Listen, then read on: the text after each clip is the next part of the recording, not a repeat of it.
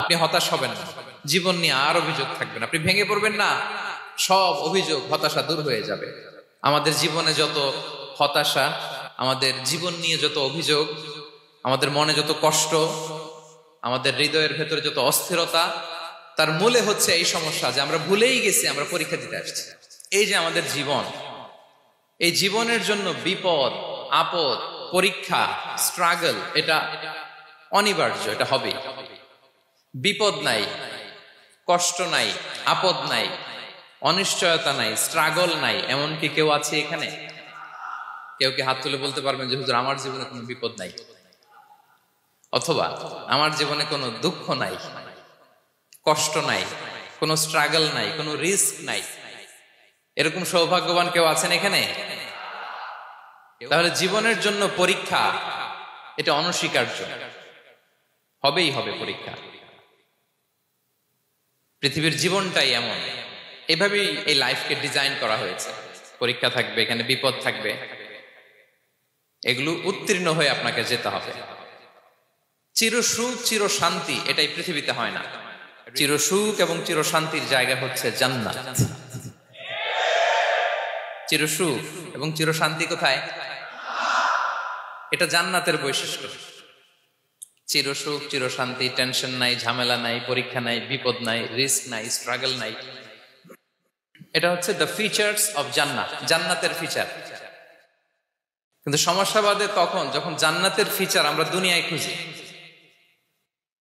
যেটা পাবো আমরা জান্নাতে, এটা খুঁজি কোথায়?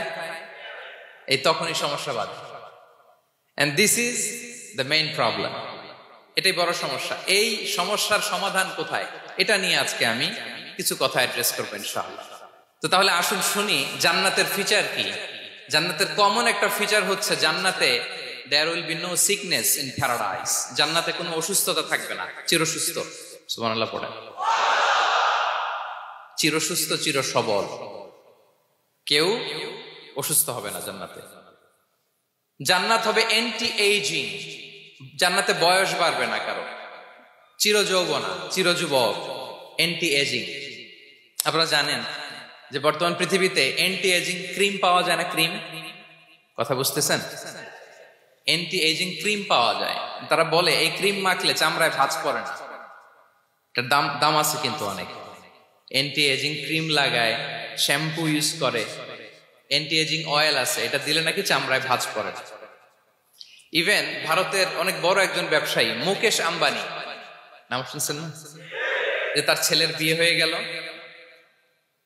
তো এই মুকেশ আম্বানির স্ত্রী নীতা আম্বানি, সে কিছুদিন আগে এক বোতল গোল্ড ওয়াটার খেয়েছে, gold water, and it's cost $60,000।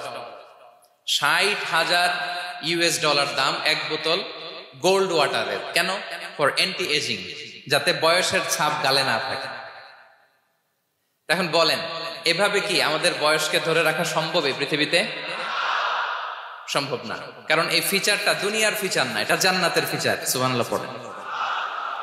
তাহলে জান্নাতে কেউ অসুস্থ হবে না, জান্নাত হবে চির যৌবন, চির যৌবনা। ওখানে আমরা যুবক থাকবো, প্রত্যেকে 33 বছরের যুবক যুবতী হয়ে জান্নাতে ঢুকবো। বিষ্ণু ইসলাম বলেন, আহলুল জান্নাতি জুরদা ওয়া মুরদা ওয়া আবনাউ সালাসিন ওয়া সালাসিন। জান্নাতে যারা যাবে শুভ্র দাড়িবিহীন, প্রত্যেকে হবে 33 বছর বয়সের। ওই যে 33 বছর বয়সে একবার ঢুকলেন, আর বয়স বাড়বে না, ওইটাই চিরকাল ওই বয়স পাবেন। জান্নাতের আরেকটা ফিচার হচ্ছে নো ফ্রাস্ট্রেশন, কোনো চিন্তা নাই, দুশ্চিন্তা নাই, হাইপার টেনশন নাই, সজীব প্রাণবন্ত। সুবহানাল্লাহ। জান্নাতের আরেকটা ফিচার হচ্ছে there is no expiry date in Jannat. Expiry date আছে? জান্নাতে যে ঢুকবো 7 দিনের জন্য চেক ইন, নাকি? চেক ইন কয় দিনের জন্য? 7 দিন, 10 দিন পরে চেক আউট করে ফেলবে, এরকম না। নো এক্সপায়ারি ডেট, আজীবন। একবার এন্ট্রি পেলে বের হওয়ার টেনশন নাই। আল্লাহু আকবার। তাহলে no expiry date, rather it's eternal, আজীবন থাকবেন, খালিদিনা ফিহা, চিরকাল থাকবেন। এবং জান্নাতের সবচাইতে গুরুত্বপূর্ণ ফিচার হচ্ছে there will be no death in Jannat. জান্নাতে আপনার আর মৃত্যু হবে না, মৃত্যুর বিদায় হবে, তার মানে আপনি অমর হবেন। তাহলে আপনি চির সুস্থ, চির সবল হবেন জান্নাতে, চির যুবক থাকবেন, প্রাণবন্ত থাকবেন, আপনি অমর হবেন, আপনি জান্নাতে মরবেন না। জান্নাতীরা যখন জান্নাতে যাবে, ফেরেশতারা ডেকে বলবে, ইয়া আহলাল জান্নাতি ইন্না লাকুম আন তাসিহু ফালা তাসকামু আবাদা। জান্নাতীরা চিরকাল সুস্থ থাকবা, অসুস্থ হবা না। ইন্না লাকুম আন তাশিব্বু ফালা তাহরামু আবাদা, তোমরা শাবাব থাকবা, বুড়া হবা না। ওয়া ইন্না লাকুম আন তাহইয়াউ ফালা তামুতু আবাদা, চিরকাল বেঁচে থাকবা, মরবা না। এবং সেদিন জান্নাতে মৃত্যু দেয়া হবে, মৃত্যু দেয়া হবে। ইউতাল মাউতু বিকাবশিন আমলাহ, একটা ছাগলের আকৃতিতে মৃত্যুকে আনা হবে। ফায়ুযবাহুল মাউত, মৃত্যুকে জবাই দেয়া হবে। এবার জান্নাতীরা তাকিয়ে থাকবে, ফেরেশতারা বলবে, ইয়া আহলাল জান্নাতি খুলুদুন ফালা মাউত, হে জান্নাতীরা চিরকাল এই জান্নাতে থাকবে। তাহলে জান্নাতের ফিচার পাইছেন? এখন কোন বোকা যদি এই ফিচার দুনিয়ায় খোঁজে, পাবে? পাবে না, কারণ দুনিয়ার ফিচার আলাদা। দুনিয়ার ফিচার কি?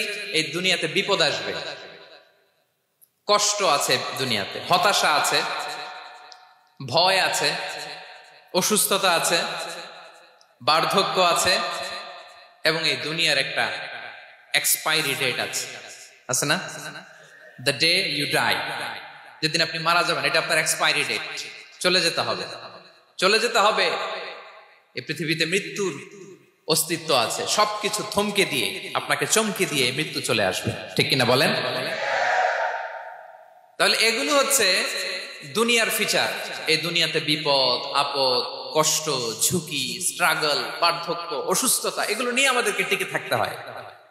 এটা দুনিয়ার ফিচার, মিলায় ফেললে হবে না। জান্নাতের ফিচার একটা, দুনিয়ার ফিচার আরেকটা।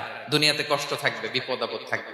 এই দুনিয়ার ফিচারটা আল্লাহ তাআলা কোরআনের একটা আয়াতে খুব চমৎকার ভাবে উল্লেখ করেছেন, সেটা দিয়েই আমি আলোচনা শুরু করেছি। আল্লাহ তাআলা ইরশাদ করছেন, ওয়ালা নাবলুওয়ান্নাকুম বিশাইইম মিনাল খাউফি ওয়াল জু'i ওয়া নাকসিম মিনাল আমওয়ালি ওয়াল আনফুসি ওয়াস সামারাত ওয়া বাশশিরিস সাবিরিন।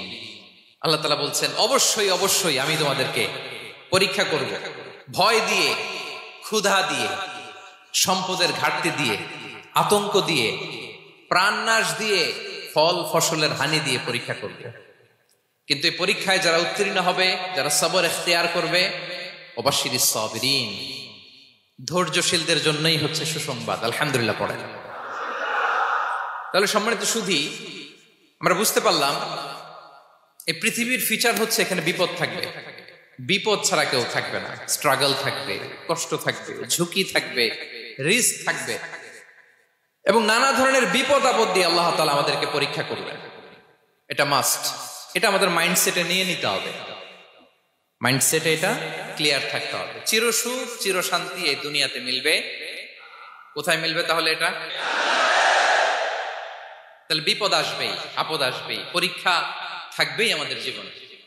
তবে ইন্টারেস্টিংলি মজার বিষয় হচ্ছে, পরীক্ষাটা এক একজনের এক এক রকম। পুরো পৃথিবীটা একটা পরীক্ষা ক্ষেত্র, কিন্তু কারো প্রশ্নপত্রের সাথে কারো প্রশ্নপত্রের কোনো মিল নাই।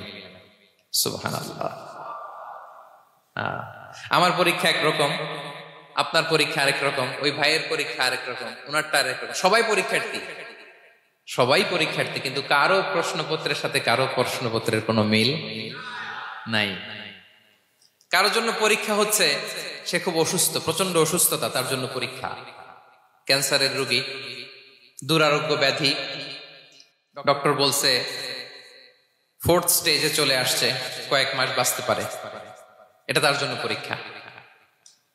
আবার কারো দেখবেন যে খুব একটা অসুস্থতা নাই, অসুস্থতার ঝামেলা নাই, কিন্তু তার দারিদ্রতা আছে, তার আর্থিক অনটন, এটা তার জন্য পরীক্ষা।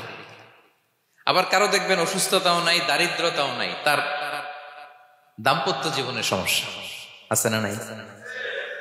অনেকের দেখবেন এগুলো কোনোটাই সমস্যা না, তার ছেলে কথা শোনে না, মাদকাসক্ত। আহা, মাদকাসক্ত, রিহ্যাবে পাঠায়, আবার আসে, আবার গাঁজা খাওয়া শুরু করে, আছে না নাই বলেন? দেখেন তার পরীক্ষাটা আবার আলাদা। অনেকের দেখবেন মেয়ে বাবার কথা শোনে না।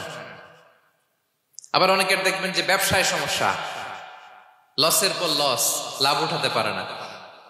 তাহলে পরীক্ষা ছাড়া, বিপদ আপদ ছাড়াই দুনিয়াতে কেউ নাই, কেউ নাই প্রিয় ভাইরা। এটা আমাদের মাথায় রাখতে হবে। পরীক্ষা আপনাকে দিতেই হবে, পরীক্ষা দিয়ে দিয়ে নিজেকে প্রমাণ করতে হবে। আর এক একজনের পরীক্ষাটা এক এক রকম, কারো পরীক্ষার সাথে কারো পরীক্ষার কোনো মিল থাকবে না। তো মাঝে মাঝে আমরা এটা ভুলে যাই। আল্লাহ তাআলা কালামে পাকে রিমাইন্ডার দিয়ে আমাদেরকে স্মরণ করিয়ে দিতে চান যে এই পৃথিবীতে আসলে তোমরা এসেছো পরীক্ষা দিতে। এটাই জীবনের বড় বাস্তবতা। আমাদের জীবনে যত হতাশা, আমাদের জীবন নিয়ে যত অভিযোগ, আমাদের মনে যত কষ্ট, আমাদের হৃদয়ের ভেতরে যত অস্থিরতা, তার মূলে হচ্ছে এই সমস্যা যে আমরা ভুলেই গেছি আমরা পরীক্ষা দিতে আসছি। এটা যদি ভুলে না যান, এটা যদি আপনার মাইন্ডসেটে থাকে যে পুরো জীবনটা একটা পরীক্ষা, তাহলে দেখবেন কোনো কিছু আপনাকে কাবু করতে পারবে না। আপনি হতাশ হবেন না, জীবন নিয়ে আর অভিযোগ থাকবে না, আপনি ভেঙে পড়বেন না, সব অভিযোগ হতাশা দূর হয়ে যাবে। তার মানে বুঝতে পারলাম পরীক্ষা আপনাকে দিতেই হবে। পরীক্ষা দেয়া ছাড়া এই পৃথিবী থেকে চলে যাওয়ার কোনো চান্স বা সুযোগ আমাদের কারো নেই। সূরাতুল আনকাবুতে আল্লাহ তাআলা এই কথাটা আরো চমৎকার ভাবে বলেছেন। আল্লাহ তাআলা ইরশাদ করছেন, আহাসিবান নাসু আইয়ুতরাকু আইয়াকুলু আমান্না ওয়া হুম লা ইফতানুন ওয়ালাকাদ ফাতান্নাল্লাযীনা মিন ক্বাবলিহিম ফালা ইয়া'লামান্নাল্লাহু আল্লাযীনা সাদাকু ওয়া লা ইয়া'লামান্নাল কাযিবিন। আল্লাহ বলেন, মানুষ কি ভেবেছে সে শুধু বলবে আমি ঈমানদার আর তাকে আমি জান্নাতে ঢুকাই দিব? না, কখনো না, কোশ্চিন কালেও না। বরং পূর্ববর্তীকালে যারা পৃথিবীতে এসেছিল তাদেরকে আমি পরীক্ষা নিয়েছি, পরীক্ষা করেছি, এবং তাকেও ঈমানের প্রশ্নে সে সত্যবাদী না মিথ্যাবাদী পরীক্ষা দিয়ে দিয়ে নিজেকে প্রমাণ করতে হবে। ঠিক কিনা বলেন? পরীক্ষা দিয়ে আপনাকে প্রমাণ করতে হবে। এবং এই পরীক্ষার ব্যাপারটা, এটা যে শুধু আমরা সাধারণ মানুষ আমাদের জীবনে দুঃখ বিপদ পরীক্ষা এমনটা না।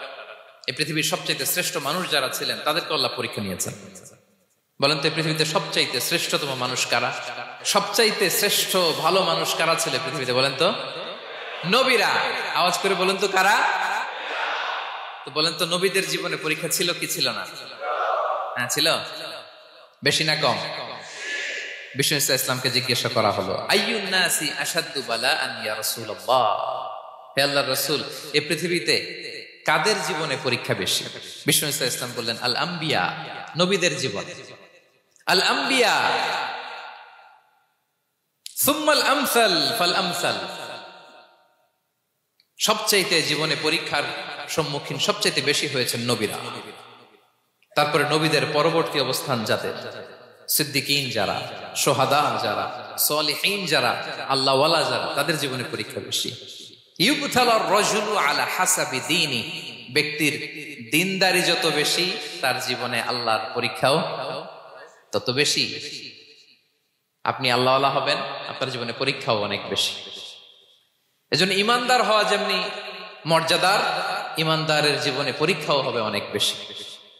এবং পরীক্ষা যত বড়, খেয়াল রাখতে হবে, মন খারাপ করার কোনো সুযোগ নেই। পরীক্ষা যার জীবনে যত বড়, সেটাতে সফল হতে পারলে ওটার প্রতিদানও বড়। পরীক্ষা যত বড়, এটাতে সাকসেস হইতে পারলে এটার রিওয়ার্ডও তত বড়। বিষ্ণু ইসলাম বলেন, ইযামুল জাযাই মাআ ইযামিল বালা, বালা যত বড় জাযাও তত বড়, প্রতিদানও তত বড়। আপনারা নবীদের জীবনে যদি খেয়াল করেন, দেখবেন যেই নবীর জীবনে পরীক্ষা যত বেশি, সেই নবীর জীবনে সফলতাও তত বেশি। সাইয়েদনা ইব্রাহিম আলাইহিস সালামের কথাটা একটু খেয়াল করেন তো, বলেন তো ওনার জীবনে পরীক্ষা কেমন ছিল? বেশি না কম?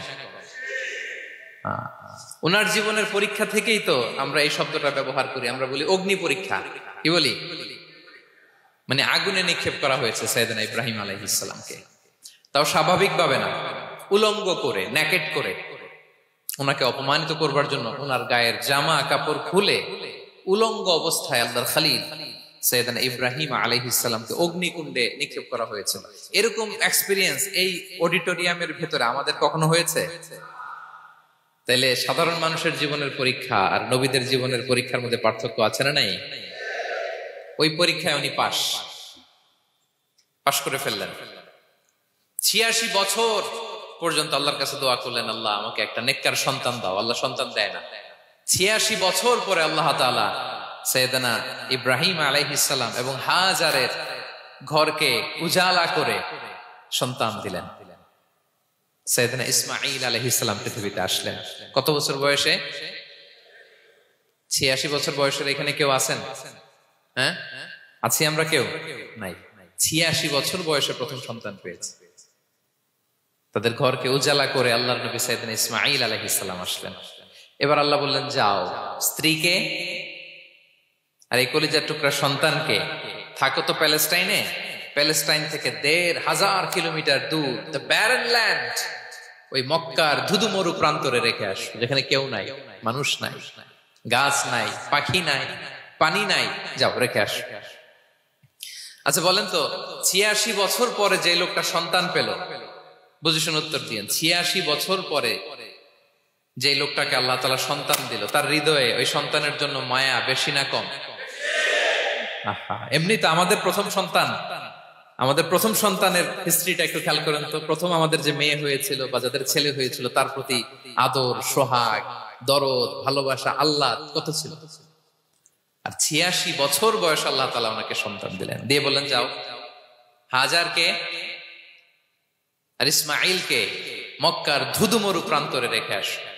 আল্লাহ তাআলা বলতে দেরি, চলে যেতে দেরি নাই, মুহূর্তে উনি রওনা হয়ে গেলেন। সুবহানাল্লাহ পড়বেন না? রেখে আসলেন মক্কার ধুধুমরু প্রান্তরে। এবার আল্লাহ বললেন যাও, রিটার্ন ব্যাক টু প্যালেস্টাইন, প্যালেস্টাইনে চলে যাও। চলে গেলেন, হৃদয়টা ভেঙে খান খান। অনেক বছর পরে আল্লাহ তাআলা আবার অনুমতি দিলেন, যাও এবার ছেলেকে দেখে আসতে পারো, যাও প্যালেস্টাইন থেকে আবার মক্কায় যাও। সাইয়েদনা ইব্রাহিম আলাইহিস সালাম প্যালেস্টাইন থেকে আবার ১,৫০০ কিলোমিটার পথ পাড়ি দিয়ে, এখনকার মতো ফ্লাইটে যায় না, গাড়িতেও না, উটে করে। কিসে করে? উনি যে কতবার মক্কা থেকে ফিলিস্তিন এসেছেন আর গিয়েছেন, ইয়ত্তা নাই, হিসাব নাই। গেলেন, এবার ছেলেটা হাঁটতে পারে, দৌড়াতে পারে, একটু একটু কথা বলতে পারে, আব্বু আব্বু ডাকতে পারে। কেমন মায়া লাগে বলেন তো? মায়া ভালোবাসায় যখন টইটম্বুর, ঠিক ওই মুহূর্তে আল্লাহ বললেন ছেলেকে জবাই করো, জবাই করো ছেলেকে। আল্লাহ তাআলা বলতে দেরি করেছেন, আল্লাহর আদেশ পালনে 1 সেকেন্ডও তিনি দেরি করেন নাই। ছুরি চালালেন, জান্নাত থেকে দুম্বা নিয়ে আসা হল। এভাবে আল্লাহর নবী ইব্রাহিম আলাইহিস সালাম ওনার জীবনের প্রতিটি ক্ষেত্রে যেখানে আল্লাহ তাআলা ওনাকে পরীক্ষা নিয়েছেন, উত্তীর্ণ হয়েছে।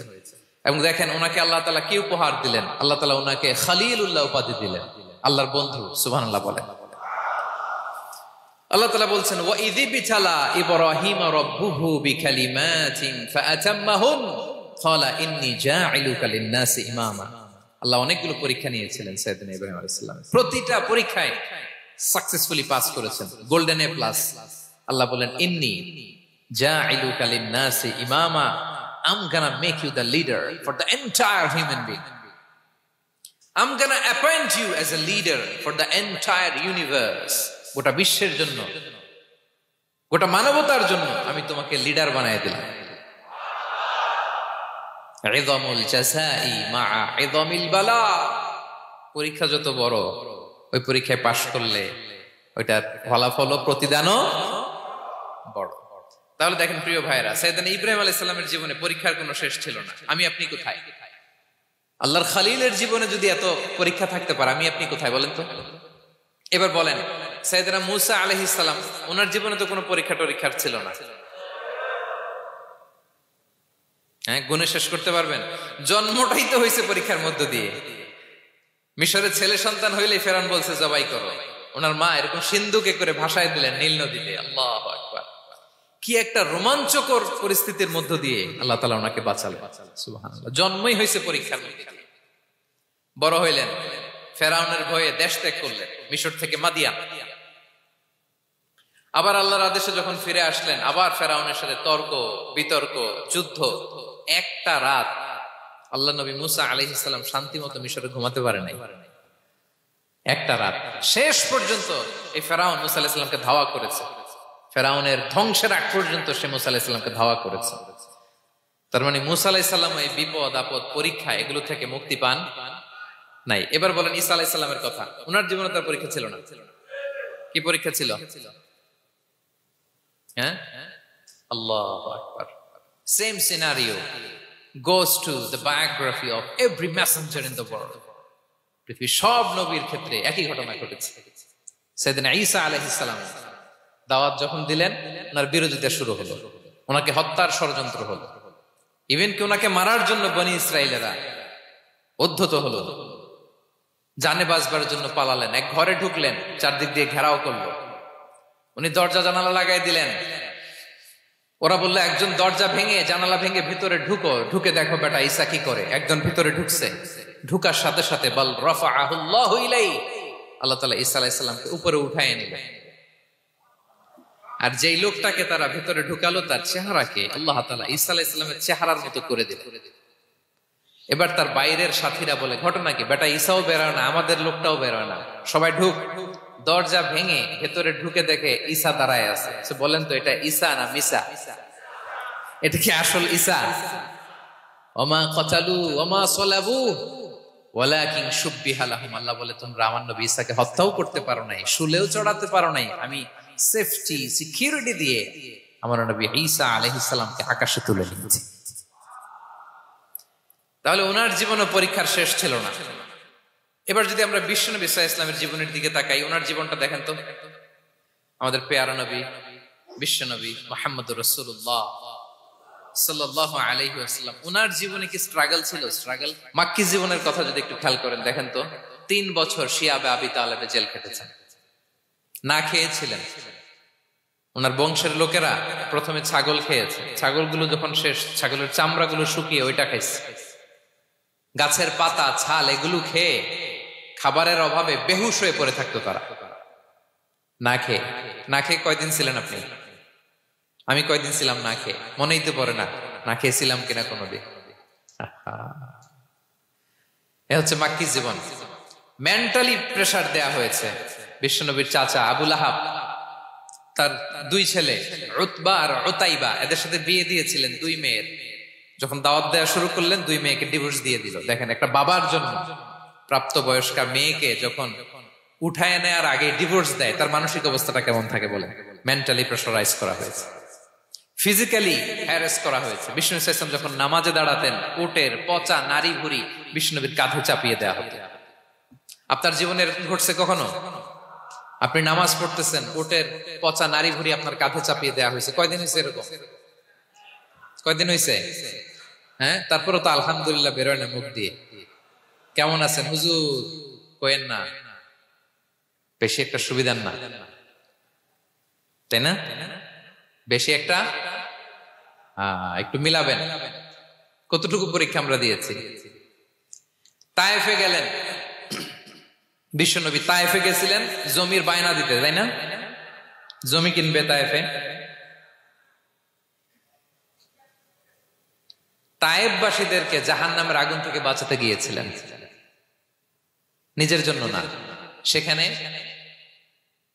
তায়েফের ছেলেরা পাথর মেরেছে বিষ্ণু ইসলামের গায়ে। এত শুভ্র দেহ ছিল, চেহারা ছিল, বিষ্ণুবীর গা দিয়ে ঝরঝর করে রক্ত ঝরেছে। ফিজিক্যাল হ্যারাসমেন্টের শিকার হয়েছেন বিষ্ণু ইসলাম। যখন যেদিন বিষ্ণু ইসলামকে হত্যার ষড়যন্ত্র করা হলো, আল্লাহ তাআলার আদেশে তিনি মক্কা থেকে মদিনায় হিজরত করলেন। মদিনাতে যে একটা রাত, 7ম হিজরির আগ পর্যন্ত শান্তিতে ঘুমাতে পারেন নাই। 3 দিকে 3 ইহুদি বসতি, বনু কাইনুকা, বনু নদীর, বনু কুরাইজা। খাওয়ার মধ্যে বিষ মিশিয়ে দেয়া হয়েছিল বিষ্ণু ইসলামের। বাজুর, খাসির বাজুর রান পছন্দ করতেন। এক ইহুদি মহিলা বিষ্ণু ইসলামের ওই রানের মধ্যে বিষ মিশিয়ে দিয়েছিল। ওই বিষের যন্ত্রণায় মৃত্যুর আগ পর্যন্ত বিষ্ণুনবী কাতরাতেন, এবং উনি ইন্তেকালের সময় ওই বিষের ব্যথা যন্ত্রণাতে ইন্তেকাল করেছেন। বিষ্ণুনবীর ইন্তেকালটা শাহাদাতের ইন্তেকাল ছিল। বিষ্ণু ইসলাম বলেছেন, ওই যে খায়বার এলাকার ওই মহিলা যে আমার খাবারে বিষ মিশিয়েছিল, সেই বিষের যন্ত্রণা, বেদনা, কষ্ট আমি অনুভব করছি। খেয়ে না খেয়ে দিন প্রচারের কাজে নিজেকে দিয়েছ বিলিয়ে, তায়েফের কাফিরেরা চিনল না সে আলো, দুষ্ট ছেলেদের পিছু দিল লেলিয়ে, পাথরের আঘাতে ক্ষত বিক্ষত হয়ে সারা শরীর থেকে রক্ত ঝরে, হে রাসূল তোমাকে ভুলি আমি কেমন করে, হে রাসূল তোমাকে ভুলি আমি কেমন করে। হাজার ব্যথা বেদনার পরে ফিরে আসনি তুমি আপন ঘরে, দিনের আলো তুমি ছড়িয়ে দিতে চলে গেলে মদিনায় মক্কা ছেড়ে, হে রাসূল তোমাকে ভুলি আমি কেমন করে, হে রাসূল তোমাকে ভুলি আমি কেমন করে। ঠিক কিনা বলেন? একটা রাত শান্তিতে শান্তির ঘুম তিনি দিতে পারেন নাই। প্রিয় ভাইরা, তাহলে আমরা কি বুঝলাম? বিশ্বনবীর জীবনে পরীক্ষা ছিল কি ছিল না? আমাদের উপায় আছে? আমরা বাঁচতে পারবো এই বিপদ আপদ পরীক্ষা ঝঞ্ঝাল থেকে? বাঁচতে চাইলেও বাঁচতে পারবো? পারবো না। ইমাম মালিক আলাইহি রাহমা নাম শুনেছেন? ইমাম মালিক, ওনার জ্ঞান থেকে লাখো লাখো মানুষ উপকৃত হয়েছে, কোটি কোটি মানুষ উপকৃত হয়েছে। মদিনার রাস্তায় রশি দিয়ে ওনাকে টেনে হিচড়ে এক এলাকা থেকে আরেক এলাকায় নিত জালেম বাদশারা। ইমাম মালিক আলাইহি রাহমা। ইমাম আহমদ ইবনে হাম্বল, ওনাকে বেত্রাঘাত করা হতো, চাবুক দিয়ে পেটানো হতো। আমাদের মাযহাবের ইমাম আল ইমাম আল আযম আবু হানিফা আলাইহি রাহমা, ওনাকে কারাবন্দী করা হয়েছিল। তার মানে দেখেন, যত বড় বড় স্কলার, যত বড় বড় মাশায়েখ, এমনকি আম্বিয়া আলাইহিমুস সালাম, ওনারাও পরীক্ষা বিপদ আপদ থেকে রেহাই পান। পাইছে? তাহলে আপনি আর আমি পাবো? বলেন তো। তাহলে এটা আমাদের ব্রেইনে গেঁথে নিতে হবে যে জীবন মানেই এখানে বিপদ থাকবে, পরীক্ষা থাকবে, স্ট্রাগল করে করে আমাকে আগাতে হবে। কেউ আমার জন্য রেড কার্পেট বিছিয়ে রাখবে না। এই জীবনটা বড় জটিল। This is life, how it's design. এভাবেই পৃথিবীকে ডিজাইন করা হয়েছে। এখানে বিপদ আছে, কষ্ট আছে। এই পরীক্ষা দিয়ে দিয়ে আপনাকে উত্তীর্ণ হতে হবে। বুঝতে পেরেছেন প্রিয় ভাইরা? নাও দ্য কোশ্চেন আরাইজ, এখন প্রশ্ন হচ্ছে কেন আল্লাহ এই পরীক্ষা নেন? কেন? আল্লাহ তাআলা সূরা মুলকে বলেছেন এই পৃথিবী সাজানোর, এই জীবন মৃত্যুর এই খেলা, এটার উদ্দেশ্যটাকে আল্লাহ তাআলা স্পষ্ট করে বলেছেন। আল্লাযী খালাকাল মাউতা ওয়াল হায়াতা লিয়াবলুয়াকুম আইয়ুকুম আহসানু আমালা। জীবন মৃত্যু দিয়ে তোমাদের জীবনকে সাজানো হয়েছে এজন্য, যাতে করে তিনি তোমাদের পরীক্ষা করতে পারেন। কি করতে পারেন? তোমাদের মধ্যে কে সৎকর্মে অগ্রগামী, কে কাজে ভালো, আমলে ভালো, এটা দেখার জন্য। বেসিকলি আল্লাহর দেখার প্রয়োজন নাই, আমাদেরকে দেখানোর জন্য এই পরীক্ষার আয়োজন। আমি ভালো করবো না খারাপ করবো এটা আল্লাহ জানে না? তো ওনার পরীক্ষা করা লাগে কেন? কথা বলেন। আমি জান্নাতি না জাহান্নামী এটা আল্লাহ জানেন না? বেসিকলি আমাদেরকে জানানোর জন্য এই পরীক্ষার আয়োজন। কাদেরকে জানানোর জন্য? মানে তুমি জেনে যাও তুমি জান্নাতি না জাহান্নামী। আমি ভালো করেই জানি। একটা ছোট্ট উদাহরণ দিলে বুঝতে পারবেন প্রিয় ভাইয়েরা। ধরেন আল্লাহ তাআলা দুইজনকে সৃষ্টি করলেন। উদাহরণস্বরূপ একজনের নাম আব্দুল্লাহ, আরেকজনের নাম আব্দুর রহমান। সৃষ্টির পরে আব্দুল্লাহকে বললেন, আব্দুল্লাহ আমি জানি তুমি পৃথিবীতে 50 বছর হায়াত পাইতা, খুব ভালো কাজ করতে, তুমি দুনিয়াতে অনেক ভালো কাজ করতে, এটা আমি আগেই জানি, আমার অসীম জ্ঞান বলে আমি আগে থেকেই জানি। তো যাও, তোমার এইমাত্র সৃষ্টি করলাম, যাও তুমি জান্নাতে ঢুকে যাও, কারণ আমি জানি তুমি জান্নাতি হবে। আচ্ছা, আর আব্দুর রহমান তুমি পৃথিবীতে খুব খারাপ কাজ করতে, এটা আমি জানতাম, তোমারে পাঠাইলে খারাপ কাজ করবা, তুমি সীমা লঙ্ঘন করবা, অন্যায় করবা, অপরাধ করবা, তুমি জাহান্নামী হবা, যাও। যেহেতু আমি জানি পরীক্ষার আর দরকার নেই, তোমারে জাহান্নাম দিয়ে দিলাম, যাও ঢুকে যাও। আব্দুল্লাহ ঠিকই জান্নাতে ঢুকে যাবে, আব্দুর রহমান কি ঢুকবে? ঢুকবে। সে বলবে, আল্লাহ এইমাত্র আমারে বানাইলেন, এইমাত্র আপনি আমাকে সৃষ্টি করলেন, সৃষ্টি করেই বলতেছেন তুমি জাহান্নামে যাও, আর বলতেছেন আমি জানি দুনিয়াতে পাঠালে তুমি খারাপ কাজ করবা, তুমি জাহান্নামী হবা, পাঠানোর আর কি দরকার, আগে থেকে জাহান্নামে যাও। আল্লাহ আপনি জানলে জানতে পারেন, আমি তো জানি না। ঠিক কিনা বলেন? সে বলবে, না আল্লাহ আপনি ভুল বলতেছেন, এই দুনিয়াতে পাঠাইলে আমি খুব ভালো কাজ করতাম, আমি সীমা লঙ্ঘন করতাম না, নামাজ পড়তাম, রোজা রাখতাম, হজ করতাম, যাকাত দিতাম, সাদাকা করতাম, চ্যারিটি করতাম, জনকল্যাণকর সব ভালো কাজগুলো আল্লাহ আমি করতাম। এজন্য আল্লাহ তাআলা পরীক্ষার আয়োজন করেছেন, যাতে করে তুমি জেনে যাও যে পৃথিবীতে তুমি কি করেছো। এখন আর আল্লাহকে এক্সকিউজ দেওয়ার সুযোগ নেই। আচ্ছা বলেন তো, আবু জাহেলকে যদি আল্লাহ এখন কিয়ামতের দিন বলে, Abu Jahl go to the hell fire, আবু জাহেলের কিছু বলার সুযোগ আছে? কারণ ও দুনিয়াতে কি করে আসছে এটাও জানে না। ফেরাউনকে ডেকে যদি আল্লাহ বলে, ফেরাউন তুমি জাহান্নামে যাও, go to the hell fire, ওর কি কোনো এক্সকিউজ দেওয়ার সুযোগ আছে? বলেন, সুযোগ আর আছে? কারণ তুমি দুনিয়াতে কি করেছো তোমার চেয়ে ভালো কেউ আর জানে। তো পৃথিবীতে এই পরীক্ষার এই আয়োজনের সবচাইতে বড় উদ্দেশ্য হচ্ছে যাতে করে আমরা দেখে যাই যে আমরা কি কাজ করছি। কেউ যখন পরীক্ষা দেয় প্রিয় ভাইরা, ওই পরীক্ষায় কত পাবে তার একটা হিসাব আছে না?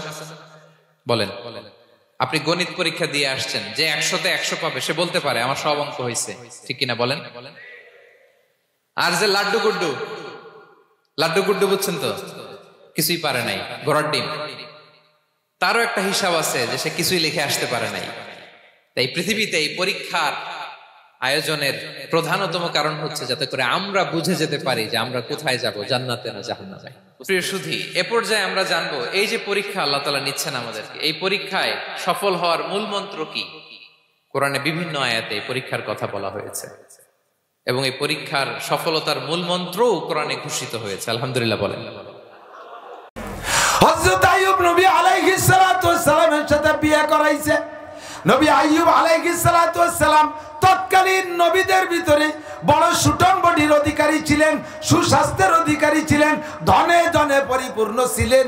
70 বছর হায়াতের ভিতরে আইয়ুব নবীর গায়ে একটা ঘামাচিও হয় নাই। চেহারা কাঁচা হলুদের মতো টলটলে, জাগা জমি ধন সম্পদ বাগ বাগিচায় ভরা ছিল, ইবাদত বন্দেগী করেছেন পর্যাপ্ত। আইয়ুব নবীর আরো 3টে স্ত্রী ছিল। এই 4টে স্ত্রীর ঘরে, 4টে স্ত্রীর ঘরে 6টা ছিল পুত্র সন্তান।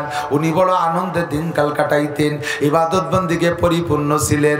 আল্লাহ পাক একদিন শয়তানের ডাইকে কয়, ও শয়তান, তুই তো বলেছিস আমার বনি আদম সম্পদ পাইলে তো আমি আল্লাহকে ভুলে যাবে। দেখতো আমার আইয়ুবের দুনিয়ার কোনো তাই কম নাই, আমার আইয়ুবকে আমারে ভুলে গেছে। শয়তান সুযোগ পেয়ে কয়, আল্লাহ তোমার আইয়ুবের সম্পদে ভরপুর আছে, এই অভাব অনাটন নাই বলে তো ইবাদত করে খুশি মনে। যদি অভাবে বেলাইতে তালি বুঝা যেত খেলা করে কয়। আল্লাহ কয় তাহলে দেখবি কাল সকালবেলা কবর হবে, এরপরে আমার আইয়ুবের অবস্থা দেখবি। রাত চলে গেছে, সকালবেলা আইয়ুব নবীর কাছে উনার জমির যত বরগাছ ছিল, জমি যত কৃষক ছিল, সমস্ত কৃষক আর বরগাছরা এসে কান্তি কান্তি এসে কয়, মালিক রাতের বেলা আমাদের আপনার যত জমি ছিল ফসলে ভরা ছিল, সকালবেলা ওইটা দেখি আগুনে সমস্ত জমিন পুড়ে ছাই হয়ে গেছে এবং জমির কোনো আইলার নিশানা খুঁজে পাচ্ছি না, আপনার জমি কোনটুক খুঁজে পাচ্ছি না। হযরত আইয়ুব নবী শোনার সাথে সাথে কয়, আলহামদুলিল্লাহ। পারবেন? একখান নসিমন যদি অ্যাক্সিডেন্ট করে, এদিকে বাড়ি 3-4 জন স্টক করে অ্যাক্সিডেন্ট করি। জমিতে যদি ফসল না হয় তাহলে আমরা গোষ্ঠী শুদ্ধ স্টক করি। জমিতে ফসল হয়েছে, দেশে পানি নাই, পাট বীজানোর জায়গা নাই, তাতেই আমাদের মন খারাপ। আল্লাহর পর গুটিখানিক অভিযোগ করে বসে থাকি। আল্লাহ এত বড় দম্ম ডেঙ্গাইতে আল্লাহরে গালাগালি রে, জোরে কর নাউজুবিল্লাহ। ও বন্ধুরে, এত বড় ক্ষতি হয়ে যাওয়ার পরে আলহামদুলিল্লাহ বড় বড় বলা বড় কঠিন। কথা কোন ঠিক না? আলহামদুলিল্লাহ সুখের সময় আলহামদুলিল্লাহ, দুঃখের সময় আলহামদুলিল্লাহ, এর নাম হলো ঈমান। সর্বাবস্থায় একই অবস্থায় থাকা, অভাবে আলহামদুলিল্লাহ বলেন, জোরে বলেন আলহামদুলিল্লাহ। সবাই কেমন আছেন? জোরে কান কেমন আছেন? অভাবে আলহামদুলিল্লাহ, সুখে আলহামদুলিল্লাহ, দুঃখে আলহামদুলিল্লাহ, এর নাম হলো ঈমান। আমার ঈমানের কয়েকটা আলামত আছে।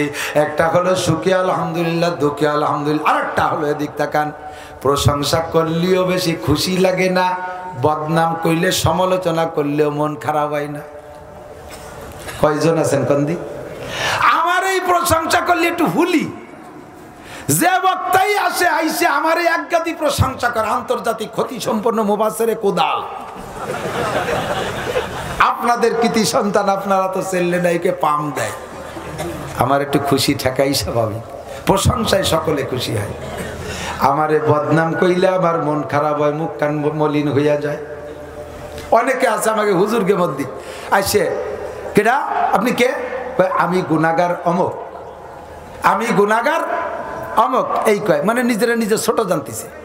তুমি গুনাহগার কইয়া নিজেরা নিজে গুনাহগার পরিচয় দিলে, এই গুনাহগার কথাটা নিজের মনের থেকে কইছো কিনা এটা একটু বাদে প্রমাণ হবে। যদি আপনারে আমি ডাক দেই, এ গুনাহগার আব্দুর রহমান, সে সময় আপনার মুখ পুড়ে যায়। একটু আগে নিজেরে নিজে গুনাহগার আব্দুর রহমান কইলেন, আর আমি যদি গুনাহগার আব্দুর রহমানকে ডাক দেই, সে সময় মুখ পড়ে কে? সে সময় খুশি হবেন, থ্যাংক ইউ, ধন্যবাদ, আপনি আবার আসল উপাধি বলে ডাক দিয়েছেন। কথা কন না কে? প্রশংসায় খুশি সবাই লাগে, আল্লাহ পাক কি সবচাইতে বেশি প্রশংসায় খুশি। তবে মানুষের ভিতরে যেই লোকটা চায় যে আমার প্রশংসা সামনের পর মানুষ করুক, এই লোকটার মতো আহাম্মক জগতে কেউ নাই। যেই লোকটা দেখে যে আমি এত কিছু করলাম, কেউ আমার প্রশংসা